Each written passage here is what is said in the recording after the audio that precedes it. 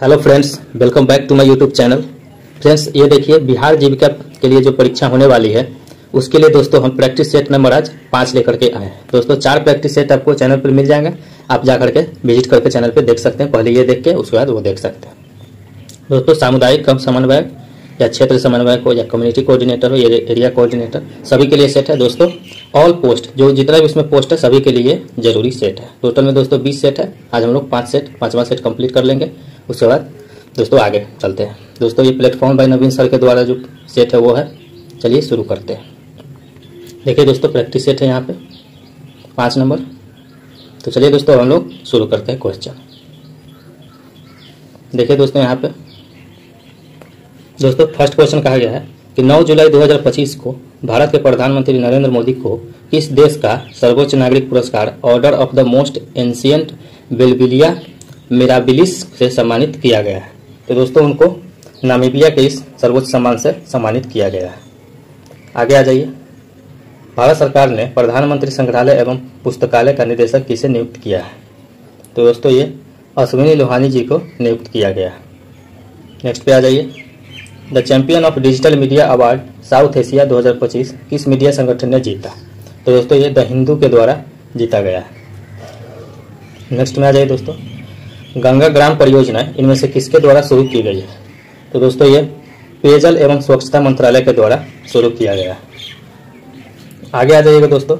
तो भारत सरकार ने ग्रामीण क्षेत्रों को उच्च गति के इंटरनेट नेटवर्क से जोड़ने और डिजिटल साक्षरता में सुधार के लिए डिजिटल इंडिया कार्यक्रम कब शुरू किया? तो दोस्तों डिजिटल इंडिया कार्यक्रम 1 जुलाई 2015 को शुरू किया गया है भारत सरकार के द्वारा। नेक्स्ट में आ जाइए।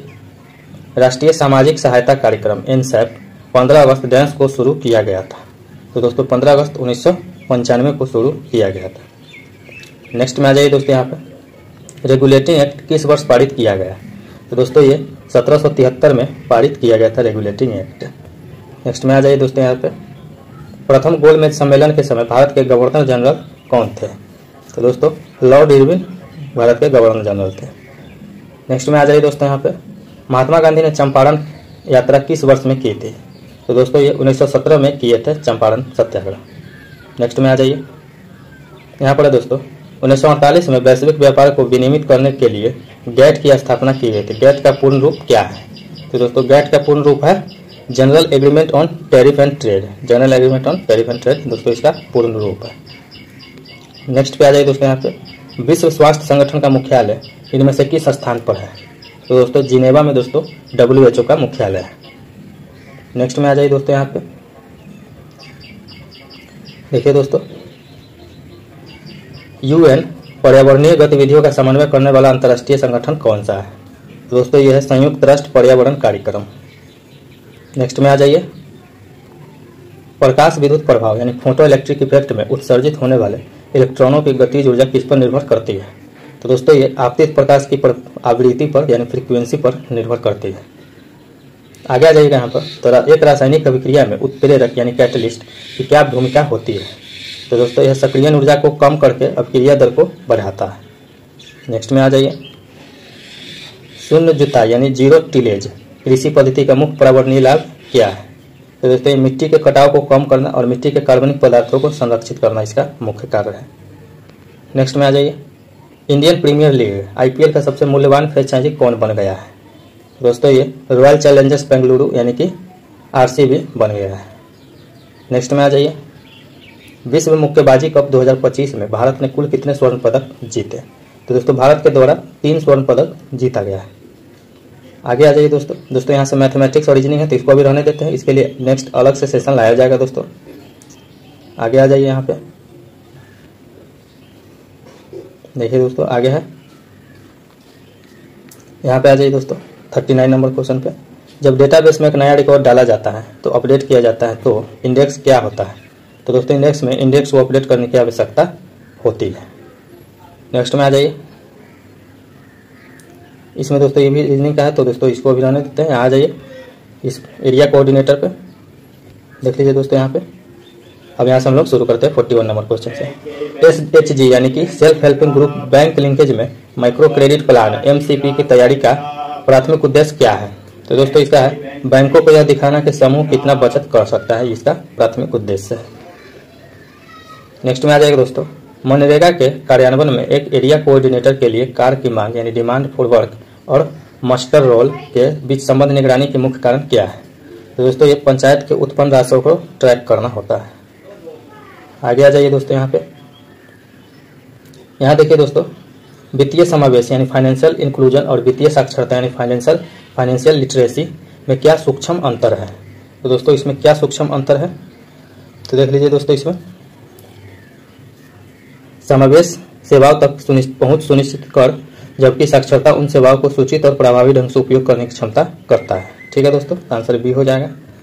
नेक्स्ट पे आ जाइए दोस्तों, यहाँ पे निम्नलिखित में से कौन सी केंद्र सरकार की योजना है जिसका उद्देश्य गरीबी को कम करना है? तो दोस्तों इसका उद्देश्य राष्ट्रीय कृषि विकास योजना दोस्तों गरीबी को कम करने के लिए दोस्तों योजना है। एक सेकंड दोस्तों, ये राष्ट्रीय कृषि विकास भी हो जाएगा, प्रधानमंत्री आवास योजना भी हो जाएगा और प्रधानमंत्री किसान सम्मान निधि, यानी कि यहाँ पर दोस्तों डी सभी दोस्तों योजनाएं जो वो गरीबी को कम करने के लिए है।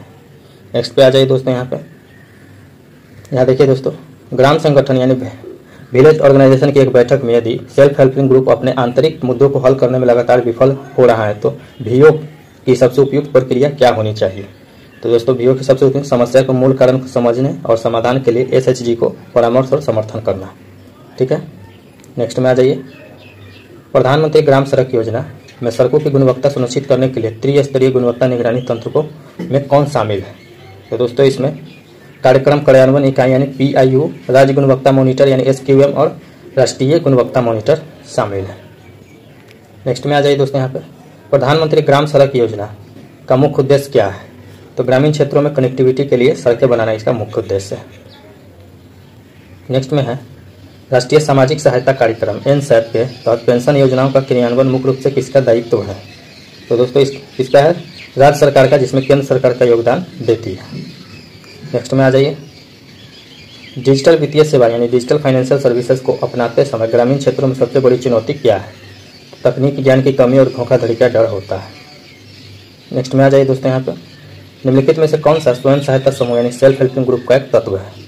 तो दोस्तों राजनीतिक भागीदारी इसका एक तत्व है। नेक्स्ट में आ जाइए दोस्तों, यहाँ है ग्राम संगठन या विलेज ऑर्गेनाइजेशन और क्लस्टर लेवल फेडरेशन सीएलएफ को उच्च स्तर के फेडरेशन कहा जाता है। क्यों कहा जाता है दोस्तों? स्वयं सहायता समूहों से ऊपर की संरचना है।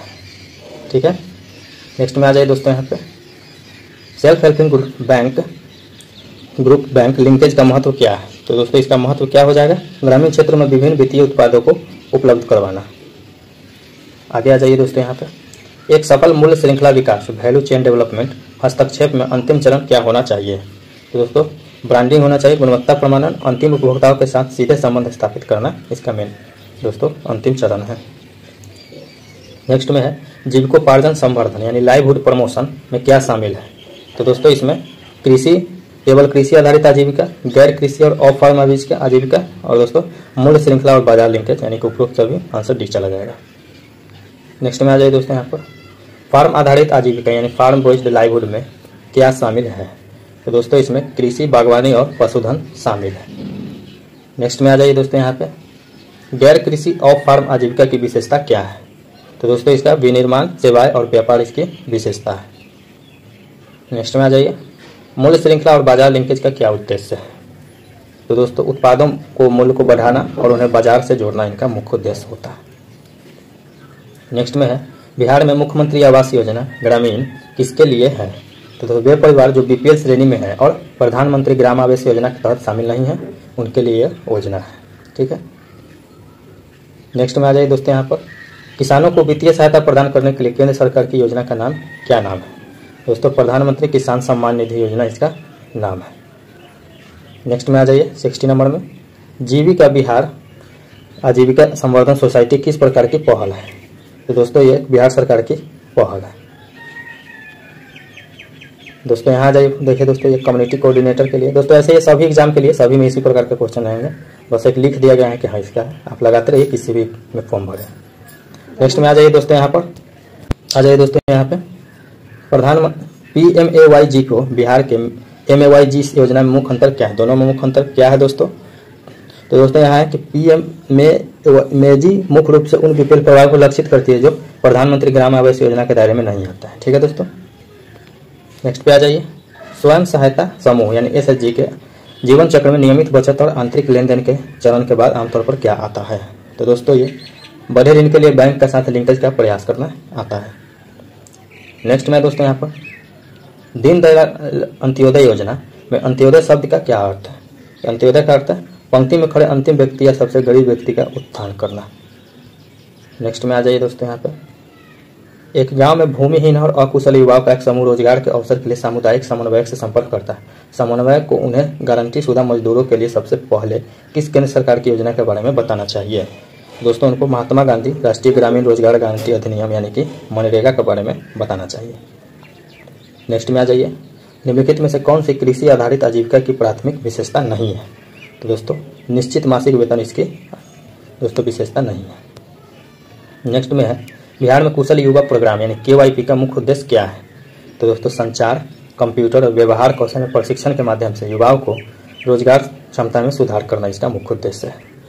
नेक्स्ट में आ जाइए, क्लस्टर स्तरीय संघ का एक प्रमुख वित्तीय कार्य क्या है? प्रमुख वित्तीय कार्य क्या है दोस्तों? तो एक वित्तीय माध्यम से रूप के कार्य में बैंकों से धन प्राप्त करना, उसे ग्रामीण संगठन विलेज ऑर्गेनाइजेशन तक पहुंचाना। आगे आ जाइए दोस्तों, यहाँ पे बिहार की राज्य सामाजिक सुरक्षा योजना आमतौर पर किन्हें सहायता प्रदान करती है? तो दोस्तों ये बुजुर्गों, विधवा और दिव्यांगों व्यक्तियों जैसे कमजोर समूहों को प्रदान करती है। नेक्स्ट में आ जाइए, PM किसान का पूर्ण रूप क्या है? दोस्तों PM किसान का पूर्ण रूप है प्रधानमंत्री किसान सम्मान निधि। नेक्स्ट में आ जाइए, बिहार की सतत जीविकोपार्जन योजना को अल्ट्रा पुअर ग्रेजुएशन अप्रोच कहा जाता है। इस संदर्भ में ग्रेजुएशन का क्या अर्थ है? दोस्तों लाभार्थी परिवार का अत्यधिक गरीबी से बाहर निकलकर आत्मनिर्भर बनना। नेक्स्ट में आ जाइए, कृषि पर ग्रामीण अर्थव्यवस्था की निर्भरता अक्सर किस प्रकार के रोजगार पैटर्न को जन्म देती है? तो दोस्तों ये मौसमी रोजगार को जन्म देती है। नेक्स्ट में है मनरेगा के तहत आमतौर पर किस तरह के कार्य किए जाते हैं? तो दोस्तों ये ग्रामीण क्षेत्रों में टिकाई सार्वजनिक संपत्ति जैसे तालाब, नहर और सड़कों का निर्माण किया जाता है। आगे आ जाइए, ग्रामीण क्षेत्रों में बीमा मॉडल को बढ़ावा देने से समुदायों को क्या प्रतिबंध करने में मदद मिलती है? तो दोस्तों ये बीमारी, फसल खराब होने और मृत्यु जैसी घटनाओं से जुड़े वित्तीय जोखिम से मदद मिलती है। आगे आ जाइए दोस्तों, यहाँ पे मनरेगा जैसी योजनाओं के कार्यान्वयन में पंचायती राज संस्थाओं की क्या भूमिका होती है? तो दोस्तों वे स्थानीय स्तर पर प्राथमिक कार्यान्वयन एजेंसी है जो कार्यों की योजना बनाने और जॉब कार्ड जारी करने के लिए जिम्मेदार है। नेक्स्ट में आ जाइए दोस्तों, यहाँ पे DAY NRLM द्वारा संचालित त्रिस्तरीय संरचना में कौन सी शामिल है? तो दोस्तों सेल्फ हेल्पिंग ग्रुप, ग्राम संगठन और क्लस्टर स्तरीय संघ शामिल है। नेक्स्ट में आ जाइए दोस्तों, यहाँ पर निम्नलिखित में से कौन सा एक पारंपरिक कौशल पर आधारित गैर कृषि आजीविका का उदाहरण है? तो कौन है दोस्तों? तो दोस्तों यह है मिट्टी के बर्तन बनाना और हथकरघा बुनाई। नेक्स्ट में आ जाइए दोस्तों, यहाँ पर प्रधानमंत्री ग्राम सड़क योजना का प्राथमिक लक्ष्य से कनेक्टिविटी प्रदान करना है। तो दोस्तों ग्रामीण क्षेत्रों में संपर्क रहित बसावटों को मेन लाइन से जोड़ना होता है। नेक्स्ट में आ जाइए, एक सेल्फ हेल्पिंग ग्रुप के भीतर नियमित बैठकें, उचित रिकॉर्ड कीपिंग और ऋणों का समय पर पुनर्भुगतान सामूहिक रूप से क्या कहलाता है? तो दोस्तों ये वित्तीय अनुशासन कहलाता है। नेक्स्ट में आ जाइए दोस्तों, यहाँ पे बिहार में मुख्यमंत्री उद्यमी योजना को बढ़ावा देने के लिए डिजाइन किया गया है। किसको डिजाइन किया गया? ग्रामीण क्षेत्रों में उद्यमिता। नेक्स्ट में आ जाइए, यहाँ पर सेल्फ हेल्पिंग ग्रुप्स सरकारी योजनाओं और पंचायती राज संस्थाओं को संयोजन ग्रामीण क्षेत्रों में किस व्यापक लक्ष्य को प्राप्त करना चाहता है? तो दोस्तों ये गरीबी उन्मूलन और समग्र ग्रामीण विकास करना चाहता है। दोस्तों यहाँ से शुरू होता है 10 आपके कंप्यूटर के सवाल रहेंगे, चाहे आप किसी भी चीज़ में फॉर्म भरें, किसी भी पोस्ट के लिए, ये सभी के लिए दोस्तों इंपॉर्टेंट है। यहाँ आ जाइए, ईमेल के बारे में निम्नलिखित में से कौन सा कथन सत्य है? तो इसका सत्य कथन हमको बताना है। तो ईमेल में CC फील्ड खाली हो सकती है, तो दोस्तों ये कथन सत्य है। नेक्स्ट में आ जाइए, निम्नलिखित में से कौन सा MS एक्सेल में वर्तमान चयन या एक्टिव सेल का एड्रेस दर्शाता है? तो दोस्तों नेम बॉक्स जो है वो एक्टिव सेल का एड्रेस दर्शाता है। नेक्स्ट में है दोस्तों यहाँ पे URL शब्द का अर्थ क्या है? तो URL का अर्थ है यूनिफॉर्म रिसोर्स लोकेटर। ठीक है दोस्तों, आंसर D हो जाएगा। नेक्स्ट में आ जाइए, निम्नलिखित में से कौन सा एक वर्ड प्रोसेसिंग सॉफ्टवेयर नहीं है? तो दोस्तों MS एक्सेल एक वर्ड प्रोसेसिंग सॉफ्टवेयर नहीं है। नेक्स्ट में आ जाइए, अगली सीट में आने के लिए कुंजी का प्रयोग किया जाता है। किस कुंजी का प्रयोग किया जाएगा दोस्तों? तो एक Ctrl+Tab प्रयोग किया जाता है। नेक्स्ट में आ जाइए, ऑफिस राइटर 2016 में प्रिंट पूर्वावलोकन के लिए शॉर्टकट कुंजी क्या है? तो दोस्तों ये कंट्रोल शिफ्ट प्लस ओ दबाइएगा तो चले जाइएगा।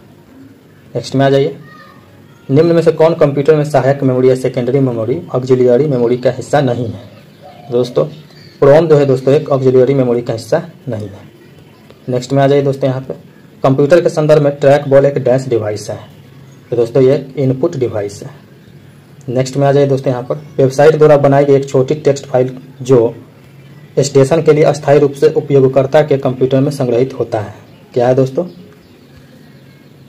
तो दोस्तों ये कुकीज है, ठीक है। नेक्स्ट पे आ जाइए दोस्तों। यहाँ पे कोबोल का पूर्ण रूप क्या है? तो दोस्तों common business oriented language, common business oriented language COBOL का पूर्ण रूप है। तो दोस्तों ये थे जीविका के लिए सेट नंबर 5, ठीक है दोस्तों। इसी प्रकार से चैनल से आप जुड़े रहिए, आपका तैयारी एकदम बहुत अच्छा होने वाला है। हर चीज़ का स्पेशल सेशन भी आएगा दोस्तों, जीविका की तैयारी एकदम फुल करवा देंगे, आपको कहीं भी क्वेश्चन बाहर से नहीं आएगा। तो दोस्तों चैनल को सब्सक्राइब जरूर कर लीजिएगा दोस्तों, और बेल आइकन दबा दीजिएगा, और वीडियो को ज़्यादा से ज़्यादा लाइक शेयर कीजिए दोस्तों, ये आपसे निवेदन है। मिलते हैं नेक्स्ट वीडियो में, तब तक के लिए धन्यवाद।